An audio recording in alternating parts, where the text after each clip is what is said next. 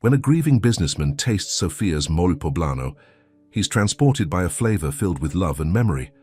As secrets boil over and traditions hang in the balance, can trust and a shared past save more than just a cafe?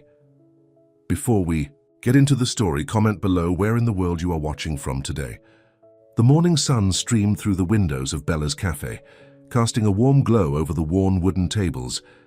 The small restaurant was tucked away on a quiet side street in San Antonio, far from the tourist spots and fancy dining districts. Most people walked right past it without a second glance, but the locals knew it was a hidden treasure.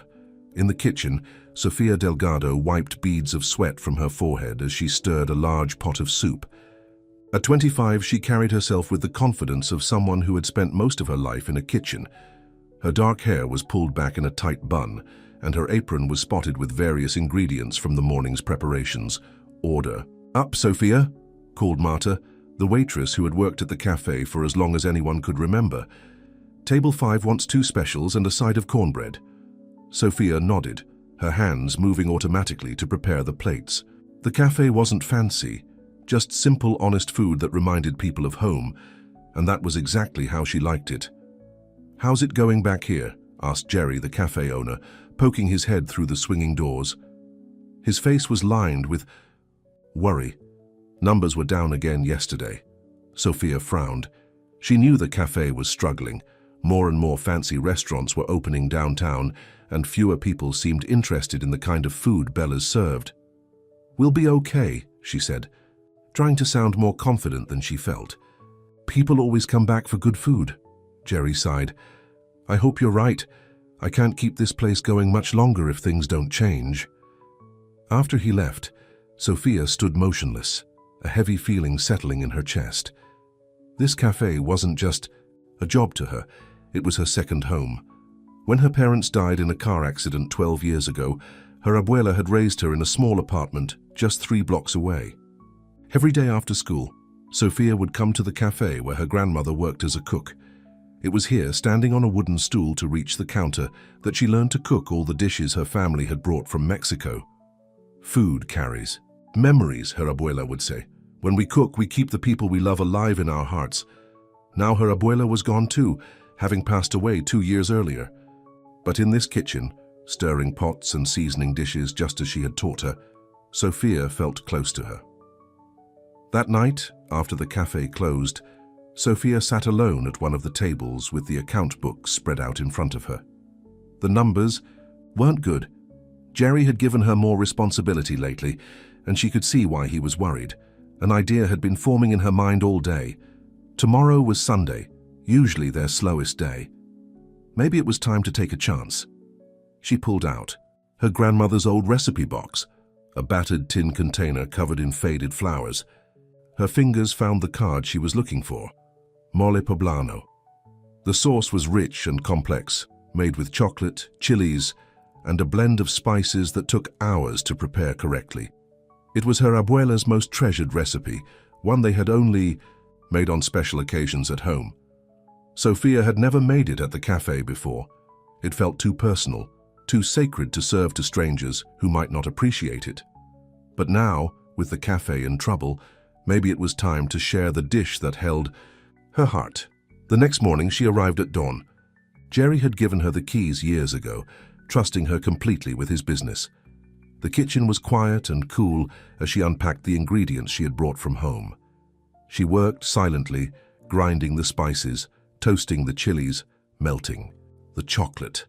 Each step was like a prayer, a connection to her past. As the sauce simmered, filling the kitchen with its rich aroma, Sofia found herself talking to her abuela as if she were right there beside her. "I hope I'm doing the right thing," she whispered. "I hope you don't mind me sharing our special recipe." When Marta arrived to open the cafe, she stopped in the doorway, sniffing the air. "What is that smell?" "It's amazing." Sofia smiled shyly. "It's my abuela's mole poblano. I thought we could offer it as a Sunday special." "Well, it smells like heaven," Marta said, already writing it on the specials board. "What should I call it?" Sofia hesitated. She wasn't looking for recognition.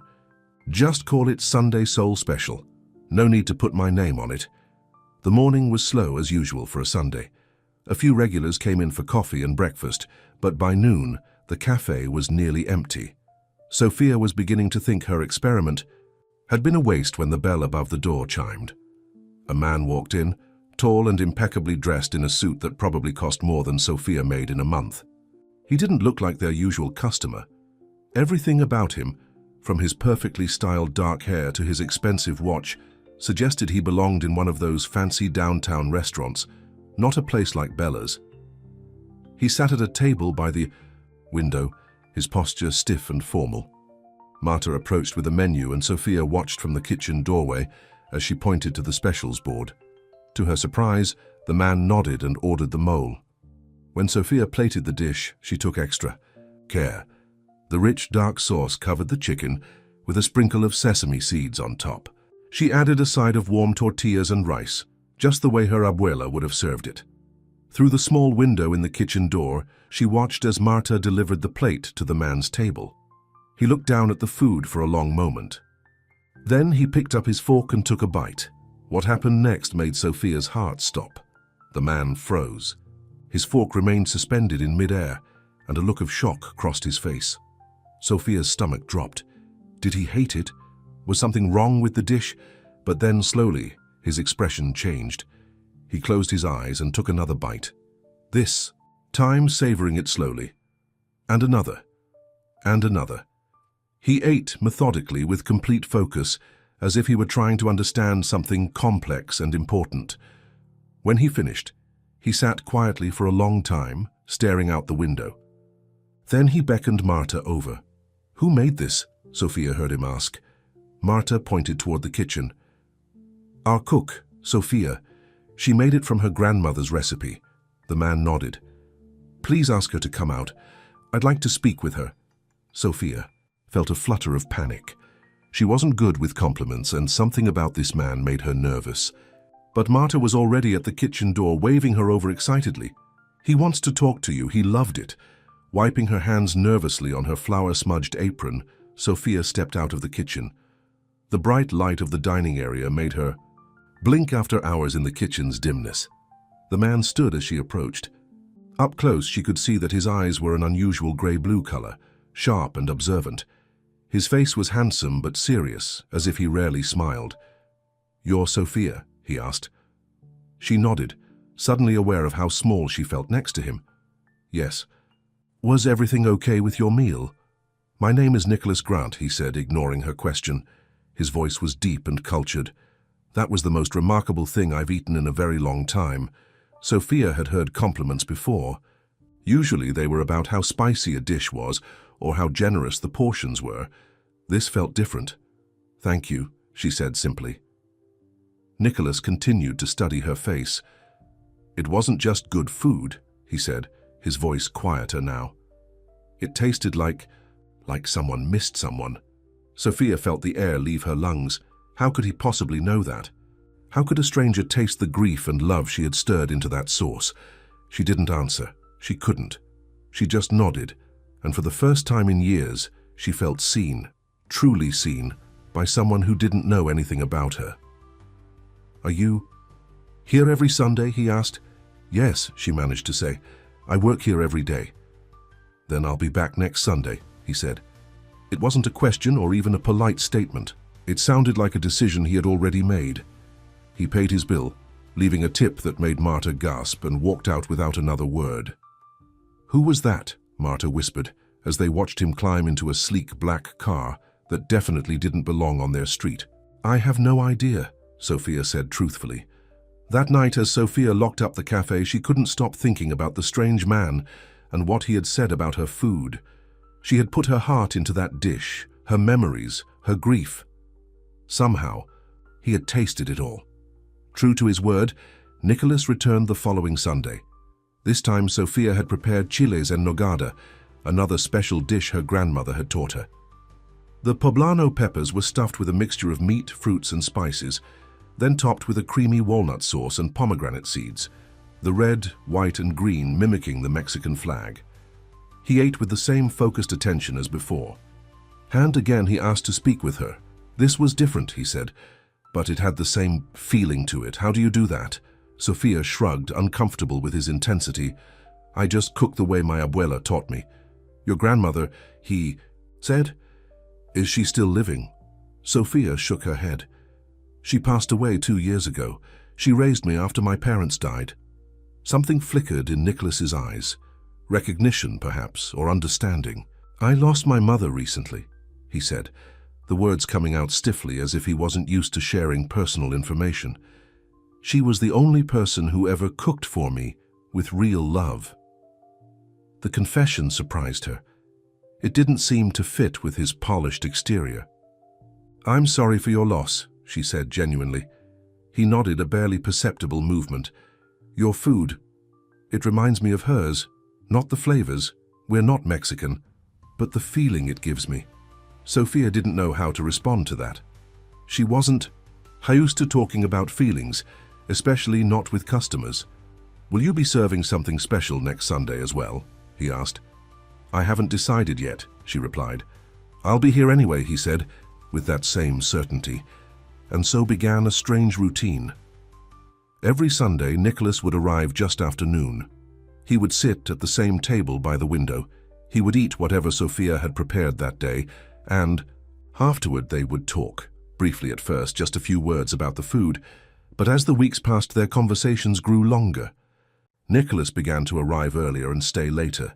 He would ask about her cooking, about the ingredients she used, about the stories behind each dish. In turn, Sophia found herself becoming curious about him. He was clearly wealthy. That much was obvious from his clothes and his car. But he always came alone, and there was a sadness in him that all his money couldn't seem to fix. "What exactly do you do, Nicholas?" She finally asked one Sunday in late October, almost 2 months after his first visit. They were sitting at his usual table. The cafe had closed, but Sophia had invited him to stay while she cleaned up. It had become part of their unspoken routine. "I'm an investor," he said, "primarily in food businesses, restaurants, specialty food products, that sort of thing." Sophia felt a chill go through her. Was that why he had been coming here? Was he just looking for a new business opportunity? "So you've been evaluating the cafe?" she asked, trying to keep her voice neutral. Nicholas looked surprised. "No, not at all. I come here for your food, for the way it makes me feel." He paused. "The business is doing poorly, though, isn't it?" Sophia stiffened. "Jerry's doing his best, we all are." "I didn't mean to offend you," Nicholas said. "It's just an observation. The location isn't ideal for foot traffic, and the building needs work." She couldn't argue with that. The cafe's problems were obvious to anyone with business sense. "We get by," she said defensively. Nicholas studied her face. "You care about this place a lot." "It's my home," she said simply. "My abuela worked here for 15 years. I grew up in this kitchen. The owner, Jerry, he's like family to me." Nicholas nodded thoughtfully. He seemed about to say something else when Sophia's phone rang. It was Jerry calling from the hospital. He'd fallen and broken his hip. He was going to need surgery and a long recovery. Sophia listened, her face growing pale. When she hung up, Nicholas was watching her with concern. "What's wrong?" "It's Jerry. He's in the hospital," she explained. "He's going to be out for months, maybe longer." "What will happen to the cafe?" Nicholas asked. Sophia took a deep breath. "I'll have to run it. There's no one else." But they both knew what that meant. Jerry had been barely keeping the place afloat with his years of experience. How would Sophia manage it alone? "I could help," Nicholas said suddenly. "With the business side of things, I have experience." Sophia looked at him suspiciously. "Why would you do that?" He held her gaze. "Because I've spent every Sunday for the past 2 months experiencing something I thought I'd lost forever. Your food reminds me of home, Sophia, of what it feels like to be cared for." His words hung in the air between them, honest and vulnerable in a way she hadn't expected from someone like him. "I don't need a business partner," she said slowly. "And I'm not looking to change the cafe into something it's not." "I understand," he said, "but everyone needs help sometimes." Just think about it. As Sophia locked up that night, watching Nicholas drive away in his expensive car, she felt torn. Part of her trusted him, drawn to the sadness in his eyes that matched her own. But another part warned her to be careful. Men with money always wanted something in return. And what Nicholas might want from her. from the cafe. She wasn't sure she was willing to give. Yet as she walked home in the cool evening air, she couldn't help but remember the way he had described her food that first day. It tasted like someone missed someone. He had recognized the love and longing she put into her cooking, something no one else had ever noticed. And for the first time since her abuela died, Sofia felt a little less alone in the world. The next few weeks were a whirlwind for Sofia. With Jerry in the hospital, she had to juggle cooking, ordering supplies, managing the staff, and handling all the paperwork. Every night she fell into bed exhausted, only to wake up early and do it all over again. Nicholas came by more often now, not just on Sundays. Sometimes he would sit quietly at his table with his laptop, working while she ran the cafe. Other times he would offer suggestions about the menu or the bookkeeping. Sofia tried to maintain boundaries, but she had to admit that his business advice was helping. "You should raise the prices on the specials," he told her one afternoon as he looked over the menu. "People will pay more for quality, and your food is worth it." Sofia frowned. "These are working people who come here, Nicholas. They can't afford fancy restaurant prices." "I'm not saying charge fancy restaurant prices," he explained patiently. "Just enough to make a reasonable profit. Right now, you're barely covering costs." Reluctantly, she agreed to a small price increase. To her surprise, the customers didn't complain. In fact, business began to pick up a little. On a rainy Tuesday evening, Sofia was closing up alone when Nicholas arrived, wetter than she'd ever seen him. His usually perfect hair was plastered to his forehead, and his expensive coat was soaked through. "I thought you might need help with the heavy lifting," he said, gesturing to the boxes of supplies she had stacked by the door. "Jerry usually handles that, doesn't he?" Sofia nodded, touched by his thoughtfulness. "Thank you. I was just going to leave them until tomorrow when Miguel comes in." Together, they stored the supplies, working in comfortable silence. When they finished, Sofia made them both cups of hot chocolate. Not the thin, sweet kind from packets, but thick Mexican chocolate melted into warm milk with a hint of cinnamon. They sat at a table near the kitchen, the rain drumming against the windows, creating a cozy isolation that made it easier to talk. "Why do you care so much about this place?" Sofia asked, watching him over the rim of her mug. "It's not exactly in your usual world." Nicholas cradled his cup between his hands, as if absorbing its warmth. "I told you about my mother," he said quietly. "What I didn't tell you is that we were estranged for years before she died." Sofia didn't say anything, just waited for him to continue. "I was raised with money," he went on. "My father built his business from nothing, and he was determined that I would take over one day. Success was all that mattered in our house." He took a sip of his chocolate. "My mother was different. She came from a simple family. She used to cook for us when I was very young before we could afford staff." He stared into his cup, lost in memory. "As we got richer, my father insisted on having a chef. He said my mother's cooking wasn't sophisticated enough for the people we were now. Eventually, she stopped cooking altogether." "That's sad," Sofia said softly. Nicholas nodded. "When I went to college, I followed my father's path. Business school, then taking over a portion of his company. I worked all the time. I barely called home." His voice grew rough. 3 years ago, my mother was diagnosed with cancer. She tried to reach out to me, but I was always too busy." Sofia felt a knot form in her throat. "You didn't get to say goodbye. She died alone in a hospital while I was closing a deal in Tokyo," he said, his face a mask of controlled pain. "By the time I got back, she was gone.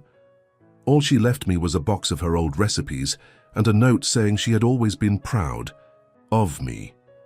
A tear slipped down Sofia's cheek.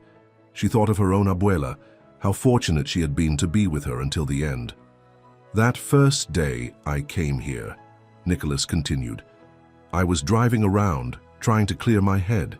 I'd just finished another business deal, and instead of feeling satisfied, I felt empty. I saw your cafe and something made me stop. And then I tasted your food, and it was like..." He struggled to find the right words. "It was like my mother was there again, telling me it was okay to slow down, to feel things." Without thinking, Sofia reached across the table and placed her hand over his. "I'm sorry," she said. "About your mother." Nicholas looked down at their hands, then slowly turned his palm up to hold hers. "Your food has helped me remember what matters," he said. "Not money or success, but connection. Real things." They sat, like that for a long time, hands joined across the table, the rain creating a curtain between them and the outside world. "Will you tell me about her?" Nicholas asked eventually. "Your grandmother?" Sophia smiled, memories flooding back. "She was the strongest person I've ever known," she said. "She came to America with nothing but a suitcase full of spices and a head full of recipes. After my parents died, she worked 2 jobs to take care of me, but she always made time to cook. She said food was our connection to home, to who we really were." "She sounds wonderful," Nicholas said. "She was," Sophia agreed. "She taught me that cooking isn't just about feeding people, it's about loving them." As she spoke, she realized that was what Nicholas had recognized in her food that first day. The love she put into every dish, the way her grandmother had taught her. When the rain finally stopped, Nicholas helped her finish closing up. Before he left, he hesitated at the door.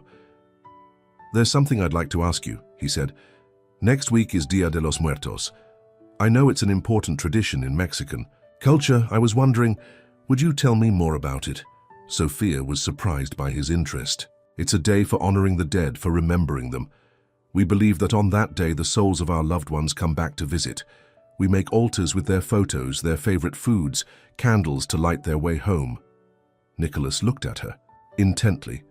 "Do you make an altar for your family?" "Every year," she said. "Just a small one in my apartment." He seemed to be struggling with something. Finally, he asked, "Would it be inappropriate if I brought a photo of my mother to add to your altar?" The request touched Sophia deeply.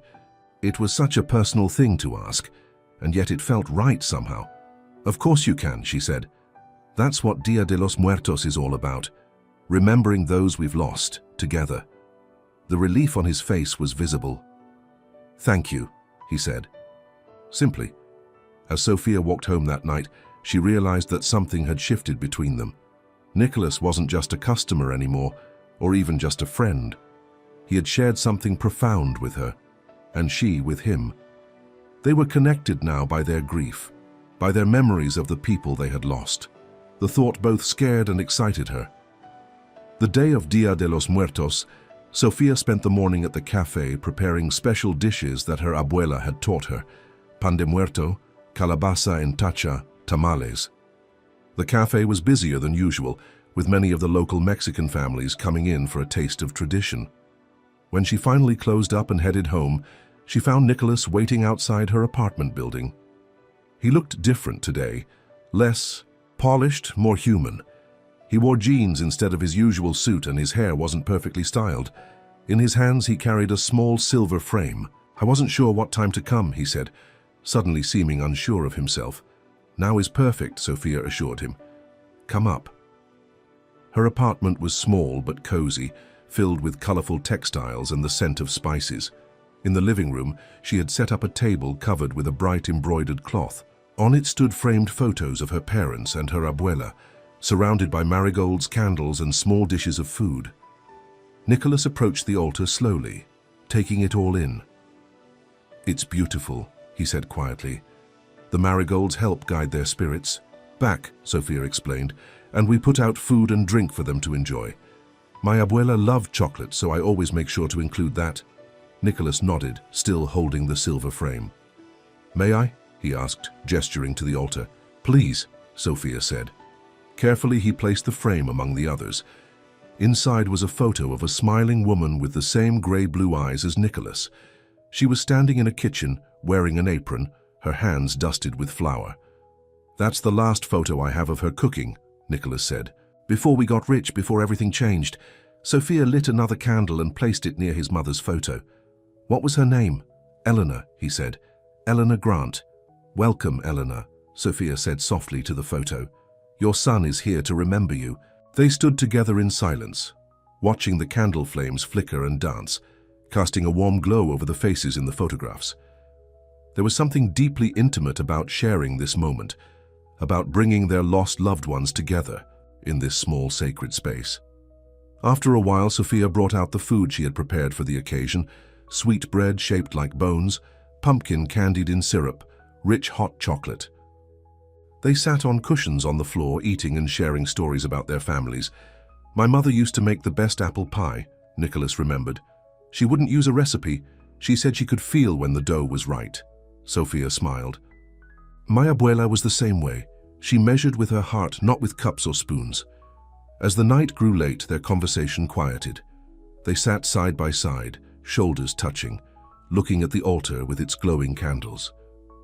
"Thank you for including my mother," Nicholas said, his voice husky with emotion, "for letting me be part of this." Sophia turned to look at him. In the candlelight, his face was softer, more open than she had ever seen it. Without thinking, she reached up and touched his cheek. "We all need someone to remember with," she said. Nicholas covered her hand with his own, holding it against his face. Then, slowly, he leaned forward and kissed her. It was a gentle kiss, tentative and questioning.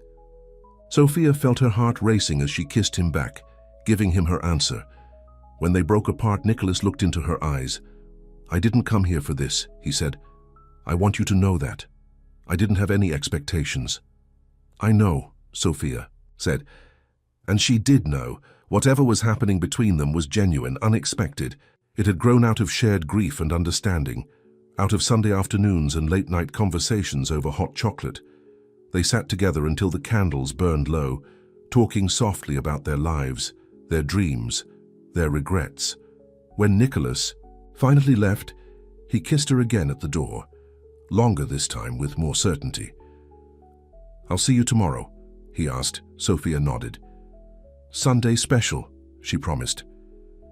As she closed the door behind him, Sophia looked back at the altar, at the photos of her family alongside Nicholas's mother. She had a strange feeling that somehow they had brought her and Nicholas together. Over the next few weeks, something beautiful began to grow between them. Nicholas still came to the cafe every Sunday, but now he would often stay until closing, helping Sophia clean up. They would talk for hours, discovering the many things they had in common despite their different backgrounds. On weekday evenings, when Sophia wasn't too tired, they would go for walks around the neighborhood. Nicholas was curious about everything: the small Mexican grocery where Sophia bought her chilies, the old church where she sometimes lit candles for her abuela, the park where she had played as a child. For Thanksgiving, Sophia invited Nicholas to Jerry's house. The cafe owner was recovering well, but still used a walker to get around. He welcomed Nicholas warmly, having heard so much about him from Sophia. "So you're the suit who's been hanging around my cafe," Jerry teased. Nicholas laughed. "Guilty, as charged." "He's been a big help, Jerry," Sophia said. "The cafe is doing better thanks to some of his ideas." Jerry raised an eyebrow. "Is that right?" "Well, I suppose even a fancy businessman can have good ideas sometimes." The three of them ate together, with Sophia having prepared a feast that combined traditional Thanksgiving dishes with Mexican flavors. As they talked and laughed, Sophia felt a happiness she hadn't experienced in years. It was like having a family again. After dinner, while Sophia was washing dishes, she overheard Jerry talking to Nicholas in the living room. "She's special, that girl," Jerry was saying. "Been through a lot but never lost her heart." "I know," Nicholas replied. "She's the most genuine person I've ever met." "And what are your intentions?" Jerry asked bluntly. "Because if you're just playing around—" "I'm not," Nicholas interrupted. "What I feel for Sophia is real, more real than anything I've felt in my life." Sophia felt her cheeks grow warm. She hadn't told Jerry that she and Nicholas had been seeing each other romantically, but of course he had guessed. Jerry didn't miss much. "Good," Jerry said, "because that girl deserves the best, and the cafe means everything to her, don't forget that." "I won't," Nicholas promised. Later, as they walked back to Sophia's apartment, Nicholas seemed quieter than usual. "Everything okay?" she asked, squeezing his hand. He nodded, but his expression was serious. "Jerry cares about you a lot." "He's been like a father to me," Sophia said. "Him and my abuela, they're the only real family I've had since my parents died." Nicholas was silent for a few more steps. Then he said, What if there was a way to make sure the cafe would never have financial problems again, to make it even better, more successful? Sophia felt a twinge of concern. What do you mean? I've been thinking, Nicholas said. The cafe has so much potential. The food is amazing, your food is amazing, but the location isn't great and the building needs work. It's home, Sophia said defensively. It doesn't need to be fancy. Not fancy, Nicholas said quickly. Just better, safer, more comfortable. He hesitated. I could help make that happen. Sophia stopped walking. With your money, you mean? Nicholas faced her. With my investment, yes. It would still be your cafe, Jerry's and yours. I'd just be a silent partner, providing the resources you need to make it everything it could be. Sophia felt conflicted. Part of her was touched by his desire to help, but another part was wary. Money had a way of changing things, of complicating simple relationships. Can I think about it? She asked. Of course, Nicholas said, kissing her forehead. There's no rush. I just wanted you to know it's an option. As December arrived, bringing cooler weather to San Antonio, Sophia found herself falling deeper in love with Nicholas. He was nothing like she had expected a wealthy businessman to be. He was thoughtful, attentive, and increasingly vulnerable with her. He told her about his lonely childhood, about his drive to succeed that had cost him his relationship with his mother, about his desire to do things differently now. And she shared with him too, her dreams of someday having her own restaurant, her fears of losing more people she loved, her memories of cooking with her abuela in their tiny kitchen. One cold evening, just before Christmas, Nicholas came to the cafe with an envelope in his hand. His face was alight with excitement. Have something to show you, he said, sitting down across from Sophia at her usual table. Her Christmas gift, sort of. He handed her the envelope. Inside were architectural drawings of what looked like a renovated version of the cafe. The facade was freshened up, with new windows and a larger sign.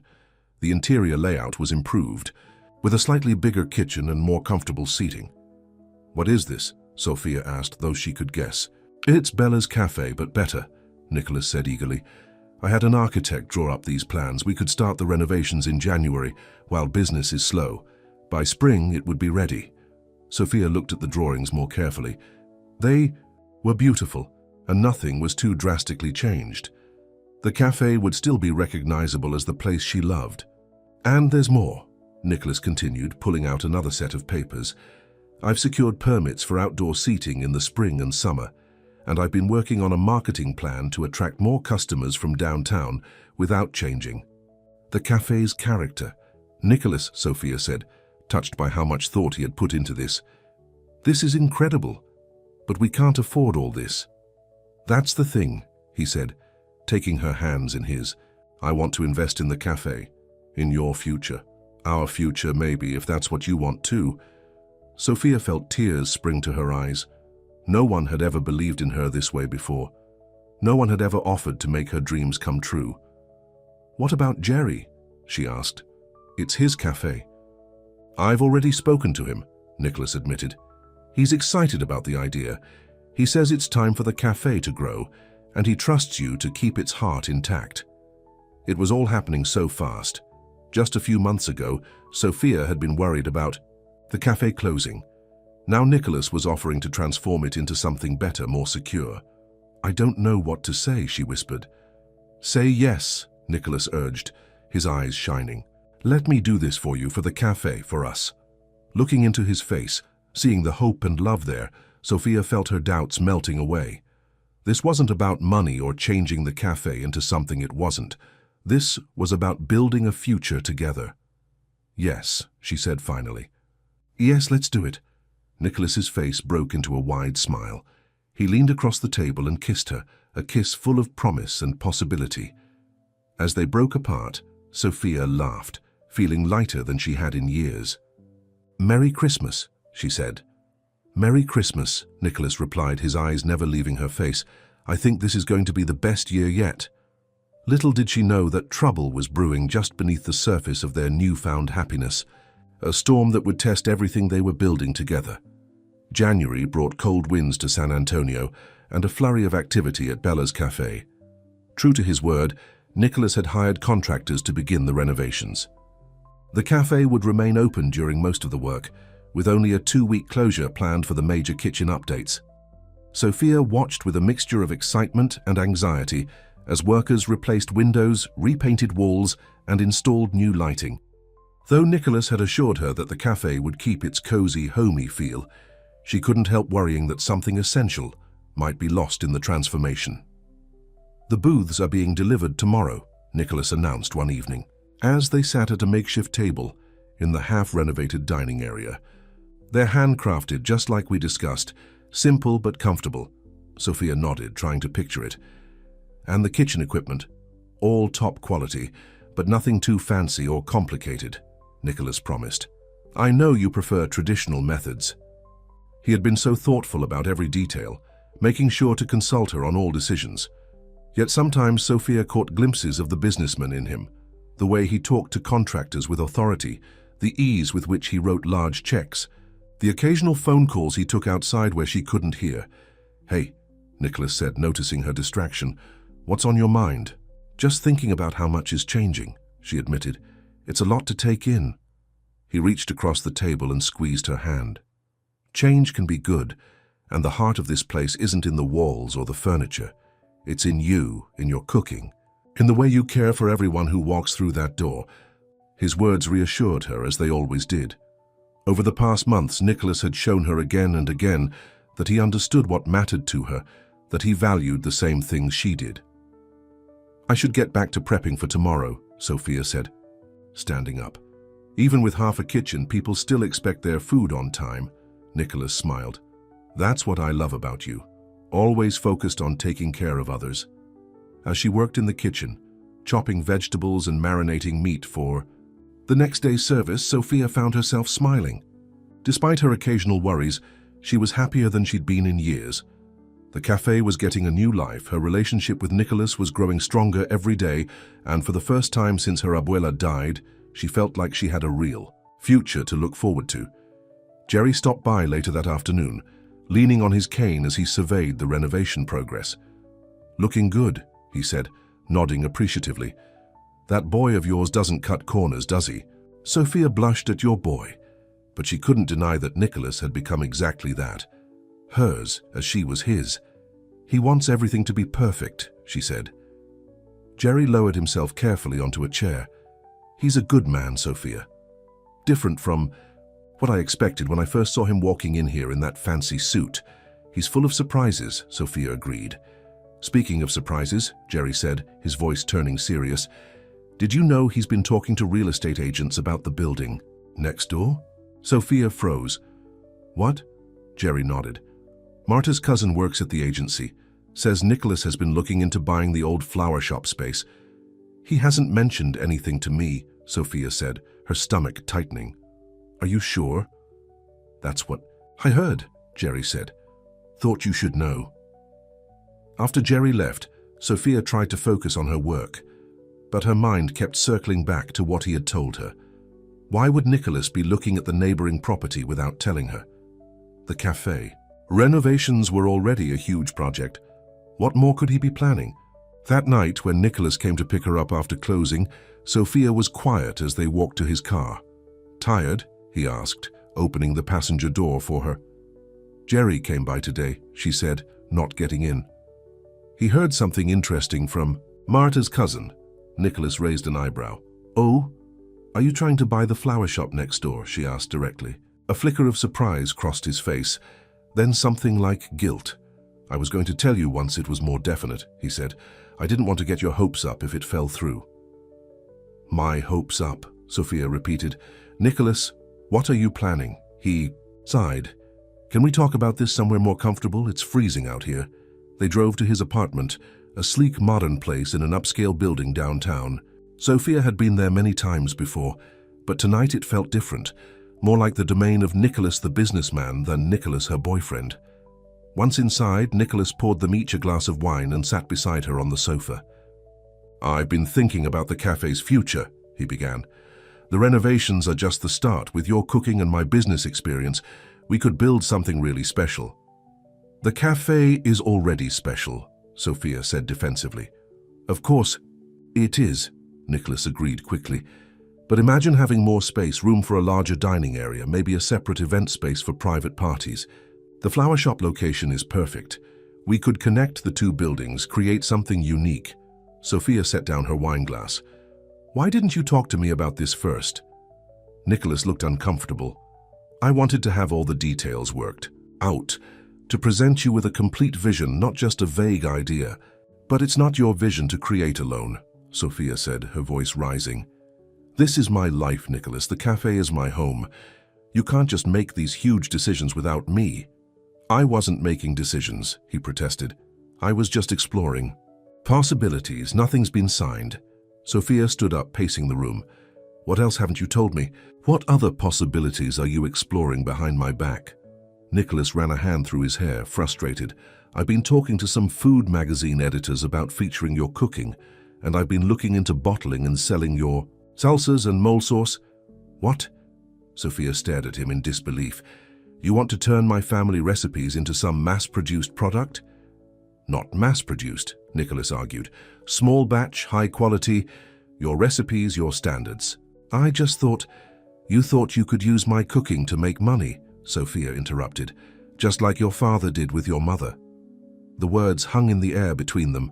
Nicholas's face went pale. That's not fair, he said quietly. I'm nothing like my father, aren't you? Sophia challenged. Making plans for my future without asking me, deciding what's best for me and my cooking. I'm trying to help you succeed, Nicholas said, his voice strained, to give you opportunities you wouldn't have otherwise. I never asked for those opportunities, Sophia shot back. I never wanted to be famous or rich. I just want to cook, food that matters to people who appreciate it. And you think I don't appreciate it?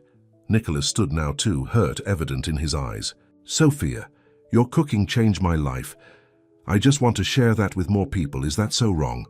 Sophia felt tears stinging her eyes. You should have talked to me first, she said. This doesn't feel like partnership. It feels like you making decisions about my life without my input. Nicholas reached for her hand, but she pulled away. I need to go home, she said. I need to think. Let me drive you, he offered. No, she said firmly.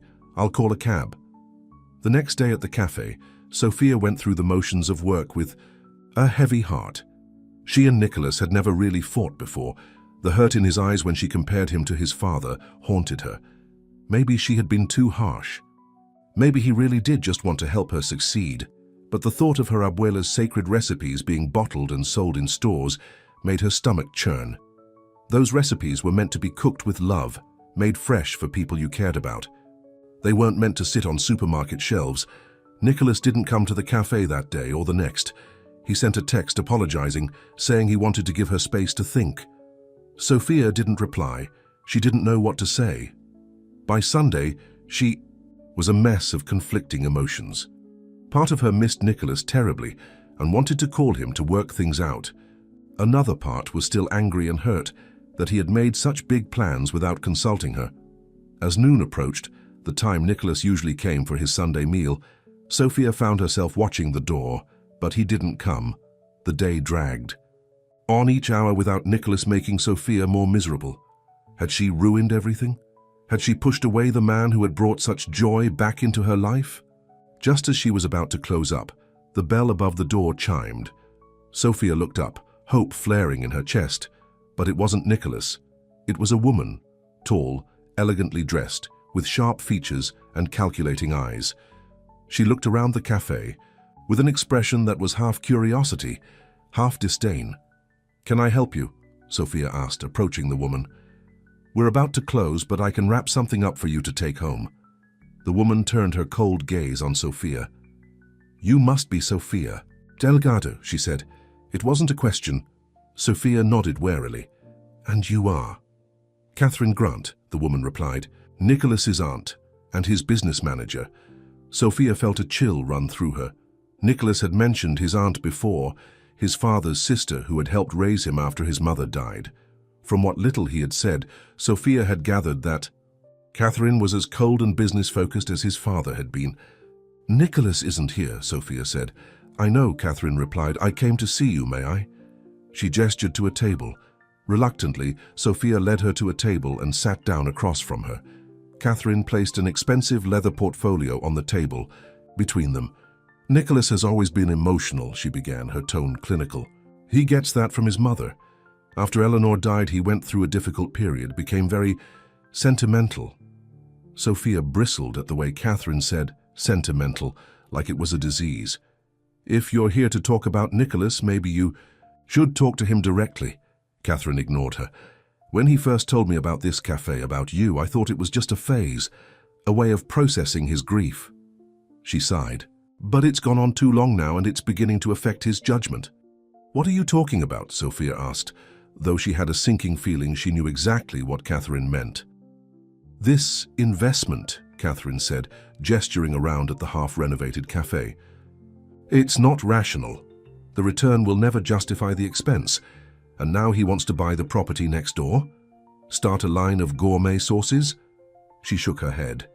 It's reckless. Sophia felt a surge of protectiveness toward Nicholas. He believes in this place. In me. Yes, that's the problem, Catherine said coolly. He's let his feelings for you cloud his business sense. Nicholas is a millionaire, Ms. Delgado. He has responsibilities to his investors, to the companies he manages. She opened the portfolio and pushed a document across the table. This is what I'm prepared to offer you. Sophia glanced down at the paper. It was a check, a very large check, made out to her name. What is this? She asked, though she could. Guess compensation, Catherine said, for your involvement in this project so far. If you agree to step back, both from the business venture and from your personal relationship with my nephew, this money is yours, no strings attached. Sophia felt like she had been slapped. You're trying to buy me off? I'm trying to protect Nicholas from himself, Catherine corrected, and frankly, to save you both from inevitable disappointment. Do you really think this relationship has a future? You come from completely different worlds. That doesn't matter, Sophia said fiercely. Nicholas and I understand each other in ways that have nothing to do with money or background. Catherine's expression softened slightly, which somehow made her seem even more dangerous.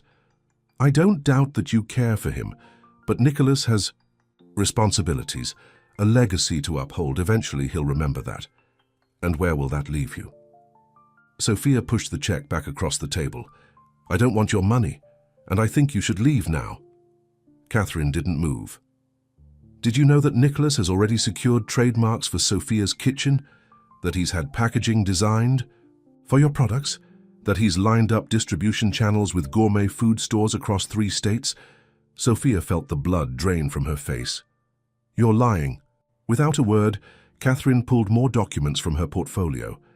Design mock-ups showing bottles with Sophia's name and face on the label, trademark applications, business plans with projected sales figures. He was going to surprise you, Catherine said almost gently. He thought you'd be pleased. Sophia stared at the papers, feeling sick. This was so much more than just considering possibilities. This was a full-blown business plan, created without her knowledge or consent. He's been working on this for months, Catherine continued. Long before he ever mentioned it to you. That's how Nicholas operates. He sees something he wants and he moves heaven and earth to get it. The worst part was, Sophia could believe it. She had seen glimpses of the determined businessman beneath Nicholas's gentle exterior. She had just never imagined he would apply those tactics to her cooking, to her heritage. Why are you showing me this? Sophia asked, her voice barely above a whisper. Because I think you deserve to know what you're really dealing with, Catherine replied. Nicholas means well, but he's used to getting his way. He's used to controlling things. Sophia felt tears threatening again. She blinked them back, refusing to cry in front of this woman. Take the check, Catherine urged. Start fresh somewhere else. Let Nicholas go back to his world, and you to yours. It's better this way. Get out, Sophia said, her voice shaking with emotion. Get out of my cafe right now.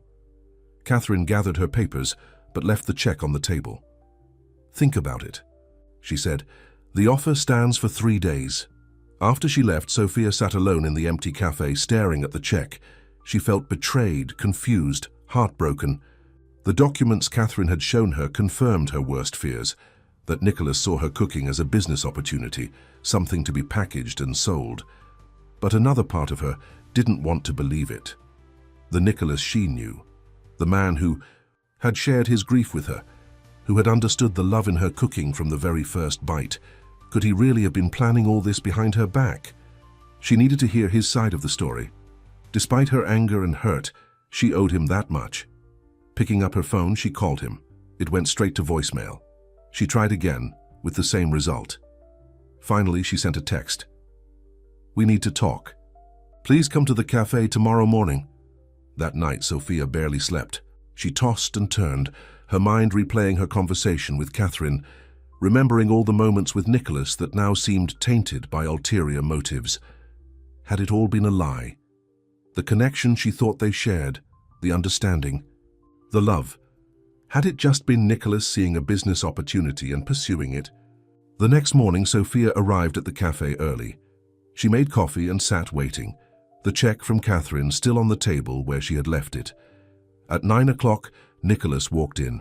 He looked terrible, unshaven, dark circles under his eyes, his usually perfect clothes wrinkled. When he saw Sophia, his face lit up with relief and hope.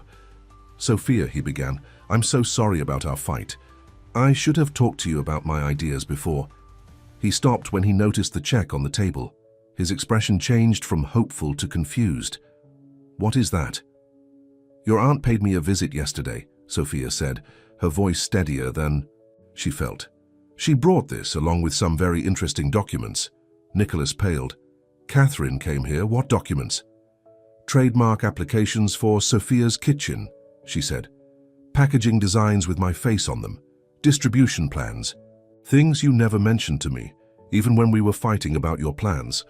Nicholas closed his eyes briefly, as if in pain. "I can explain," he said. "Please do," Sophia replied, "because right now, I'm having a hard time believing anything you've ever said to me." Nicholas sat down across from her, his shoulders slumped.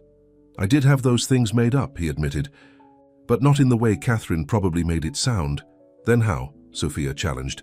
"How is creating a brand with my name and face without my knowledge anything but a betrayal?" "After I tasted your food that first day," Nicholas began, "I knew it was special. Not just delicious, but meaningful. I could taste the love in it, the history. As I kept coming back, as I got to know you, I started to think about how more people should experience what you create." He ran a hand through his disheveled hair. "The business plans, the designs, they were just possibilities. Dreams, really. I wanted to have something concrete to show you when the time was right. I never intended to move forward with any of it without your full approval." "But you had already trademarked my name," Sophia pointed out. "That's not just dreaming." Nicholas looked ashamed. "I was securing the rights so no one else could take them," he explained. "I was trying to protect you, to make sure that if you ever decided to expand, you'd have full control over your brand." "My brand," Sophia repeated. "I never asked for a brand, Nicholas. I just wanted to cook food that mattered." "I know," he said softly. "That's what makes you so special. You're not driven by money or fame, but I hoped, that maybe you'd want to share your gift with more people." Sophia looked into his face, trying to read the truth there. He seemed sincere, genuinely pained by her distrust. But Catherine's words echoed in her mind. That's how Nicholas operates. He sees something he wants, and he moves heaven and earth to get it. "Why didn't you tell me?" she asked. "Even when we were fighting about your plans for expansion, you never mentioned that you had already gone this far." Nicholas hesitated. "I was afraid," he admitted finally. "Afraid you would react exactly as you are now, that you would think I was trying to commercialize something sacred to you. I was waiting for the right time, for you to trust me completely." "How can I trust you now?" Sophia asked, her voice breaking. "You kept all this from me. You made decisions about my life, my cooking, my heritage, without including me." "I know," Nicholas said, reaching for her hand across the table. This time she didn't pull away. "I was wrong. I got carried away with the possibilities, with what I thought would make you happy. I forgot the most important thing, to ask you what you actually wanted." His grip on her hand tightened. "But Sophia, Please believe that everything else between us has been real. My feelings for you, the way your cooking has helped me heal, the connection we share, none of that was ever about business. Sophia wanted to believe him. Despite everything, she still loved him. But the trust between them had been damaged. Your aunt tried to pay me to leave you, she said. She thinks I'm not good enough for you, that we come from different worlds. Nicholas's expression darkened. Catherine has no right to interfere in my life. I'll deal with her. But is she wrong? Sophia asked quietly. We do come from different worlds. You're used to making big plans, taking control. I just want a simple life, cooking food I believe in. Nicholas squeezed her hand. Different doesn't mean incompatible, he said. I love you because you're nothing like the people in my world. You've shown me what really matters. He looked down at the check on the table. Tear it up, he urged. Tell me what you want, for yourself, for the cafe, for us. I promise I'll listen this time, really listen. Sophia felt torn. Part of her wanted to forgive him, to trust that his intentions had been good, even if his actions had been misguided. Another part wondered if Catherine was right, if their worlds were too different to ever truly merge. I need time, she said finally, to think about what I want, about whether we can move forward from this. Nicholas nodded, his face a mixture of hope and fear. I understand. Take all the time you need. He stood up slowly.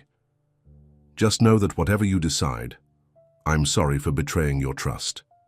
And I love you, Sophia. That has never been a lie. He walked toward the door. Sophia called after him. Nicholas! He turned, his face lighting up with hope. The renovations, she said. Should we stop them? He shook his head. They're your renovations for your cafe. Whether or not you want me in your life, I still want you to have a safe, beautiful place to cook. After he left, Sophia sat alone again, her thoughts in turmoil. The check still lay on the table, Catherine's attempt to buy her off, to remove her from Nicholas's life. She picked it up, looked at the enormous sum written there and slowly tore it into pieces. Whatever she decided about her future with Nicholas, it would be her decision, based on her heart. Not on money, not on fear, not on what anyone else thought was best for her, for now she had a cafe to run. She stood up, tied her apron around her waist and headed into the kitchen. As always, cooking would help her think, help her find her way forward. As she prepared the day's specials, her hands moving with practiced ease, Sophia realized that what hurt most about Nicholas's secret plans wasn't the plans themselves. It was the fact that he hadn't trusted her enough to include her from the beginning. He had tried to reshape her life according to his vision without asking if it was what she wanted. But as she chopped and stirred and seasoned, another thought emerged. Perhaps Nicholas wasn't so different from her after all. They both put their hearts into what they created, she with her cooking, he with his business ventures. They both wanted to make something meaningful in the world. The question was whether they could find a way to create something together as true partners, or whether, as Catherine believed, their different approaches to life would always pull them in opposite directions.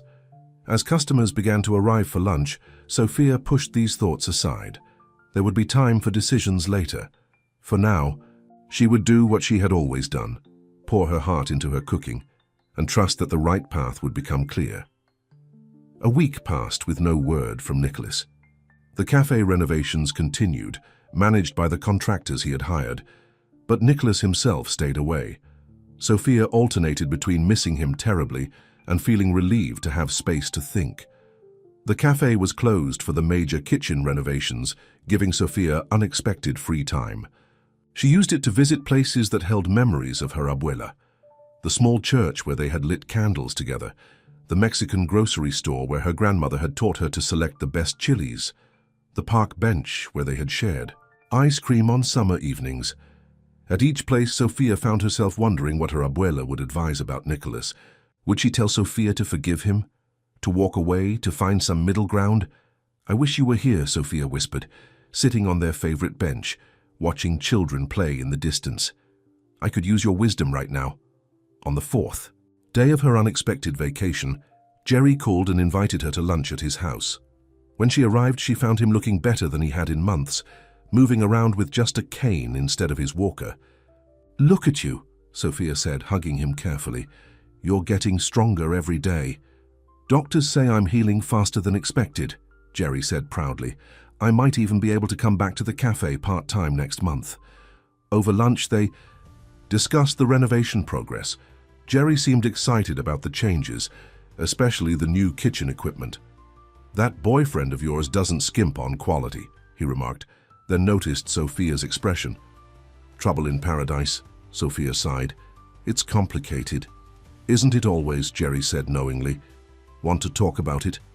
So Sophia told him everything, about Nicholas's secret plans, about Catherine's visit, about her own confusion and hurt. Jerry listened without interrupting. When she finished, he was quiet for a long moment. "You know," he said finally, "when my Mary was alive, we fought plenty. 37 years of marriage, you're bound to have disagreements." Sophia had never heard much about Jerry's late wife. He rarely talked about her, though her photo still sat on his mantelpiece. "What did you fight about?" she asked. "Oh, everything and nothing," Jerry said with a sad smile. "Money, the cafe, how to raise our son. She wanted me to expand the business, open another location. I was scared to take the risk." "What happened?" "I refused," Jerry said. "Told her the cafe was fine, just as it was. We didn't need more." He shook his head regretfully. "After she died, I found all these plans she'd drawn up. Ideas for growth, for the future. She'd been dreaming big while I was playing it safe." Sophia thought about Nicholas and his plans for the cafe, for her recipes. "Do you wish you'd listened?" "To her?" "Every day," Jerry admitted.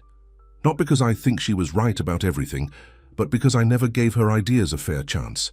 I shut them down out of fear." He reached across the table and patted Sophia's hand. "That young man of yours made a mistake, no doubt about it. He should have talked to you from the start. But from what I've seen, his heart is in the right place, and sometimes that's what matters most." Sophia felt tears welling up. "I'm afraid, Jerry. Afraid that if I let him back in, I'll lose control. Of my life, of my cooking." "Then don't let that happen," Jerry said simply. "Tell him what you need, set boundaries, but don't throw away something good because you're scared of what might go wrong." After lunch, Sophia walked home slowly, Jerry's words echoing in her mind. Was she letting fear make her decisions? Was she shutting down Nicholas's ideas without giving them fair consideration? By the time she reached her apartment, she had made up her mind. She would call Nicholas, ask to meet, talk things through honestly. Whether they could find a way forward together or needed to part ways, she owed it to both of them to have that conversation. But when she checked her phone, she found a text message from Marta. "Someone dropped this off for you at the cafe. I left it with your neighbor." Attached was a photo of a letter with Sophia's name written on it in Nicholas's handwriting. Heart pounding, Sophia knocked on her neighbor's door. "Mrs." Garcia handed her the envelope with a knowing smile. "From your young man?" she asked. He looked very sad. Sophia thanked her and hurried back to her own apartment. Sitting on her couch, she opened the envelope with trembling hands. Inside was a letter written on heavy stationery. "Dear Sophia, I've written this letter a dozen times trying to find the right words. But maybe there are no right words for how much I've hurt you. I never meant to betray your trust. I got caught up in what I thought was a beautiful future for us, and I forgot the most important part of any relationship: honesty. I've spent this week thinking about what went wrong. I realized that I did exactly what my father did to my mother. I tried to shape your passion, your art, into something that fit my idea of success. I became the very thing I hated. You were right to be angry. You were right to question my motives. All I can say is that my feelings for you were never fake, never part of some business strategy. From that first bite of your food, you woke up something in me that I thought had died with my mother. The ability to feel deeply, to connect, to care about more than money and success. I've instructed the contractors to finish the cafe renovations as planned. Consider it a parting gift, no strings attached. The cafe will be 100% yours and Jerry's. I've signed over all the trademarks and intellectual property rights to you as well. Your name, your image, your recipes, they belong to you alone, as they always should have. This time I cooked something for you. No shortcuts, no chefs, just me. And everything I never said right. If you're willing to give me one last chance to explain in person, I'll be at the cafe tomorrow at 7 p.m. after the contractors leave. If you don't come, I'll understand, and I won't bother you again. With all my heart, Nicholas. Sophia read the letter twice, tears streaming down her face. His words rang true. She could feel the regret, the love, the hope behind them. The next evening, Sophia walked to the cafe, her emotions a tangled mess. Part of her wanted to run to Nicholas, to forgive everything. Another part still feared that their worlds were too different, that history would repeat itself. When she arrived, the cafe was dark except for a single light coming from the kitchen. The renovations were nearly complete, she noticed. The dining area looked fresh and inviting, but still cozy and familiar. Nicholas had kept his promise about that at least. Taking a deep breath, she pushed open the door and walked toward the kitchen. Nicholas was there, wearing a simple white shirt with the sleeves rolled up. His face was tense with concentration as he stirred something on the stove. When he heard her enter, he looked up, hope and fear warring in his eyes. "You came," he said softly. Sophia nodded, not trusting her voice yet. She glanced at the pot he was tending. "What are you making?" "My mother's chicken soup," Nicholas replied. "It's the only recipe of hers I remember clearly. She used to make it whenever I was sick or upset." He smiled nervously. "I'm not the cook you are. It's probably terrible." He ladled some into a bowl and placed it on the small table in the corner of the kitchen. "Will you try it?" Sophia sat down and took a spoonful. The soup was simple. Chicken, vegetables, herbs. It was a little too salty and the chicken was slightly overcooked. But underneath the imperfections, she could taste the care that had gone into it, the effort, the hope. "Next time, maybe less salt," she said, echoing the words from the story outline. Nicholas's face broke into a relieved smile. "Does that mean there will be a next time?" "I don't know yet," Sophia said honestly. "I read your letter. I appreciate what you've done with the trademarks and the cafe. But I'm still hurt, Nicholas, and I'm still scared that we want different things." Nicholas sat down across from her. "I've done a lot of thinking this week," he said, "about what I really want. And the truth is, I don't need another business success. I don't need to build a food empire. What I need is what I've found here. With you, connection, meaning, love." He reached across the table, not quite touching her. "I was wrong to make plans without you. But Sophia, the plans themselves weren't wrong. Your cooking deserves to be shared with more people. It has the power to touch hearts, to heal, like it healed mine." Sophia felt her resistance softening. "I'm not against sharing my cooking," she admitted. "I'm against losing control of it, having it changed into something commercial, something my abuela wouldn't recognize." "What if we did it your way?" Nicholas suggested. "Small scale, authentic, on your terms. No mass production, no compromises on quality. Just your food made with love, shared with people who will appreciate it." "And if it's not profitable enough," Sophia challenged, "would you be satisfied with a small, simple business that just makes people happy?" Nicholas smiled. "That's the thing I've realized. The happiest I've been in years hasn't been closing million-dollar deals or opening fancy restaurants. It's been sitting in this cafe eating your food, watching you cook with your whole heart." Catherine said. "Catherine doesn't know me anymore," Nicholas interrupted. "She knows the person I was trying to be for my father, not the person I want to be for myself. For you." He took a deep breath. "I'm not asking you to forgive me right away. I'm asking for a chance to show you that I can be the partner you deserve, someone who supports your dreams instead of trying to replace them with his own." Sophia looked into his eyes, searching for the truth. What she saw there was sincere, a man humbled by his mistakes, a man who truly loved her. "I missed you," she admitted softly. "I missed you too," Nicholas said. "Every day, every hour." He hesitated, then added, "I brought something else for you." He reached into his pocket and pulled out a small, worn book. Sophia recognized it immediately. Her abuela's recipe journal, which she had thought was lost in the move after her grandmother died. "Where did you get this?" she gasped, taking it reverently. "Jerry had it," Nicholas explained. "He found it when they were cleaning out the old storage room at the cafe. He gave it to me last week, thought I might be able to get it to you." Sophia opened the tattered book, tears welling up as she saw her abuela's familiar handwriting. Inside were all the recipes she had grown up with, along with notes and memories her grandmother had jotted down over the years. "I thought you might want this when you decide to share your cooking with the world," Nicholas said, "so you can do it exactly as your abuela would have wanted." Sophia closed the book and held it to her chest. It felt like a sign, her abuela reaching out to guide her at this crossroads. "I do want to share my cooking," she said slowly, "but on my terms. No mass production, no compromising on ingredients or methods. And if it stays small, that's okay."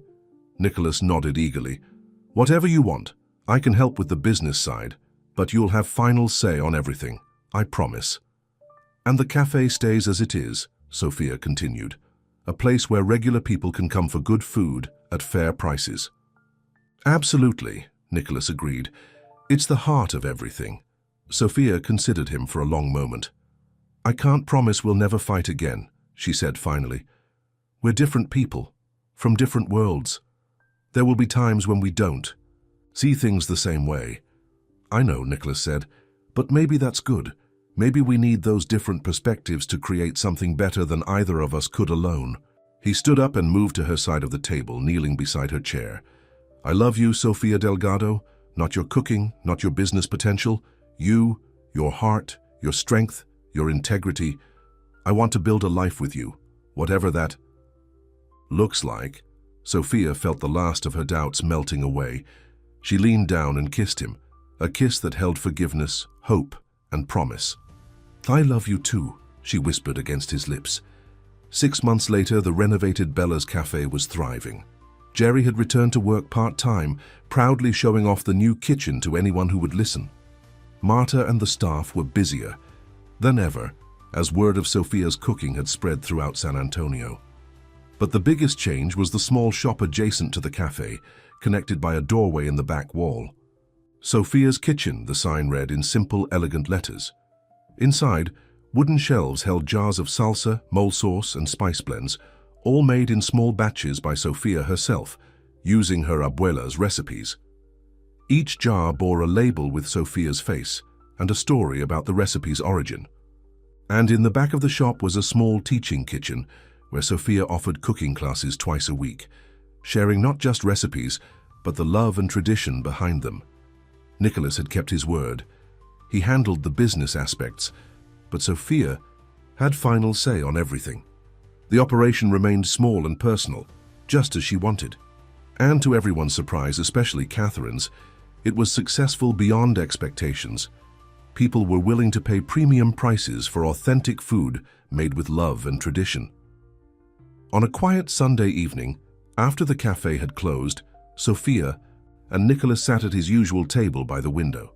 The shop had been closed for a week while they took a much-needed vacation to Mexico, visiting the small town where Sophia's abuela had grown up. "I have news," Sophia said, sliding an envelope across the table to Nicholas. He opened it curiously. Inside was a letter from a famous food magazine, requesting an interview with Sophia for their Hidden Gems issue. "They found me," Sophia said, still sounding surprised. "A critic came in months ago, tried the mole. They've been waiting to publish." "Until now," Nicholas grinned.